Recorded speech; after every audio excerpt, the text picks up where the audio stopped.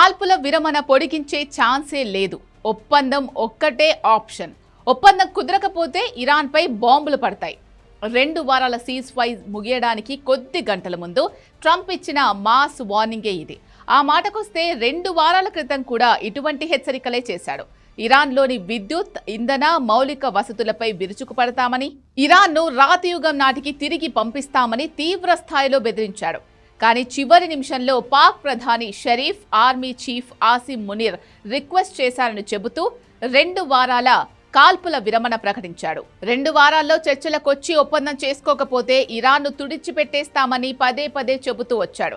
Cut చేస్తే మరోసారి షరీఫ్ మునీర్ విజ్ఞప్తి చేశారంటూ పాత ప్రకటనే రిపీట్ చేశాడు. ఇరాన్తో కాల్పుల విరమణను పొడిగిస్తున్నట్లు ప్రకటించాడు. కానీ ఇరాన్పై దాడి విషయంలో ట్రంప్ పదే పదే ఎందుకు వెనకడుగు వేస్తున్నాడు? ఇరాన్తో తలపడలేమని నమ్ముతున్నాడా? టాప్ స్టోరీలో చూద్దాం.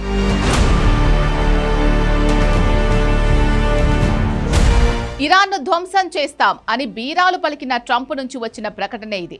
కాల్పుల విరమణ ఒప్పందం మరికొన్ని గంటల్లో ముగుస్తుంది అనగా గడువు మరికొన్ని రోజులు పొడిగించాడు. ఇరాన్ తమ ప్రతిపాదనను సమర్పించే వరకు కాల్పుల విరమణను పొడిగిస్తున్నట్లు ప్రకటించాడు. పాకిస్తాన్ ప్రధాని Shehbaz Sharif army chief field marshal Asim Munir విజ్ఞప్తి మేరకు ఈ నిర్ణయం తీసుకున్నట్లు ఆయన తెలిపాడు. కాల్పుల విరమణను పొడిగించడానికి ఆయనను ప్రేరేపించిన విషయాలను ట్రంప్ వెల్లడించలేదు. కానీ తన ట్రూత్ సోషల్ పోస్ట్లో 2 కారణాలను పేర్కొన్నాడు. మొదటిది ఇరాన్ విభజన, రెండోది ఇరాన్ ప్రతిపాదనను సమర్పించడానికి అనుమతించాలని, అప్పటి వరకు దాడులు నిలిపివేయాలని పాక్ ప్రధాని షహబాజ్ షరీఫ్ ఆసిమ్ మునీర్ విజ్ఞప్తి చేశారని ట్రంప్ పేర్కొన్నారు. ఇక ట్రంప్ సీజ్ ఫైర్ కొంతకాలం పొడిగిస్తున్నట్లు ప్రకటించడంపై పాక్ స్పందించింది. తమ అభ్యర్థనను అంగీకరించినందుకు ట్రంప్కు షరీఫ్ ధన్యవాదాలు తెలిపారు.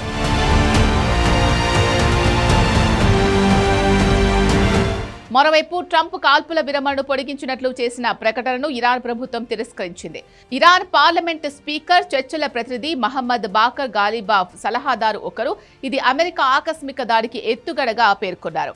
ఇరాన్ పోర్ట్లను అమెరికా నిరంతరం దిగ్బంధించడంపై సైనిక చర్య తీసుకోవాలని టెహ్రాన్ భావిస్తోంది. అందుకే సీజ్ ఫైర్ పొడిగింపును ఇరాన్ వ్యతిరేకించింది. సింపుల్ గా చెప్పాలంటే అమెరికాతో యుద్ధానికే ఇరాన్ మొగ్గు చూపుతోంది. అమెరికాతో ఢీ అంటే ఢీ అనడానికే సిద్ధంగా ఉంది. కానీ ఇరాన్తో యుద్ధానికి అమెరికానే సిద్ధంగా లేనట్టు కనిపిస్తోంది. ఉంటే ఈ పాటికి భీకర దాడులకు దిగి ఉండేది అనేది విశ్లేషకుల మాట. అయితే ఇక్కడ అసలైన ఫెయిల్యూర్ పాకిస్తాన్ది. ఎందుకంటే తనను తాను పీస్ మేకర్గా సెల్ఫ్ డబ్బా కొట్టుకున్న ఉగ్రదేశం 2వ విడత శాంతి చర్చలకు ఇరు పక్షాలను ఒప్పించలేకపోయింది. కనీసం చర్చల టేబుల్ దగ్గరకు కూడా ఇరు పక్షాలను చేర్చలేకపోయింది.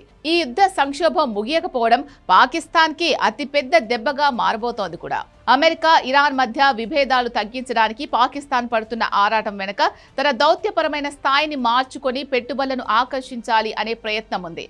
అస్థిరమైన మధ్యప్రాచ్యం, ఆర్థిక ఇబ్బందుల్లో ఉన్న ఇస్లామాబాద్కు ఏమాత్రం శ్రేయస్కరం కాదు. ఈ సంక్షోభం కేవలం ప్రాంతీయ శాంతికే ముప్పు కాదు.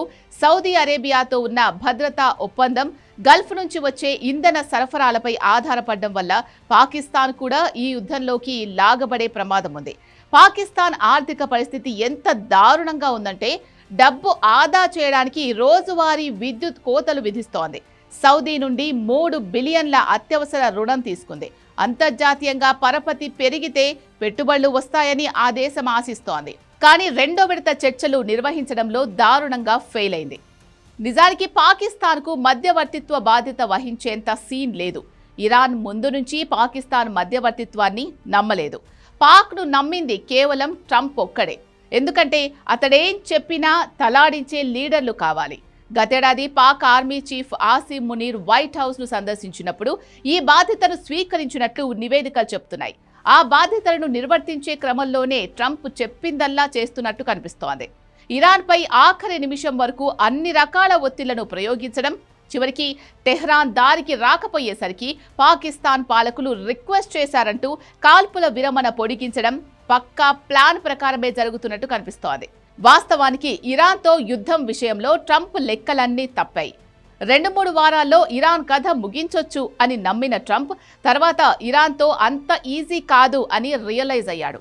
అందుకే పాక్ను అడ్డుపెట్టుకుని కాల్పుల విరమణ పేరుతో సాగతీత వ్యవహారాలు చేస్తున్నాడు. అల్టిమేట్గా ఇందులో బలవుతోంది మాత్రం పాకిస్తానే.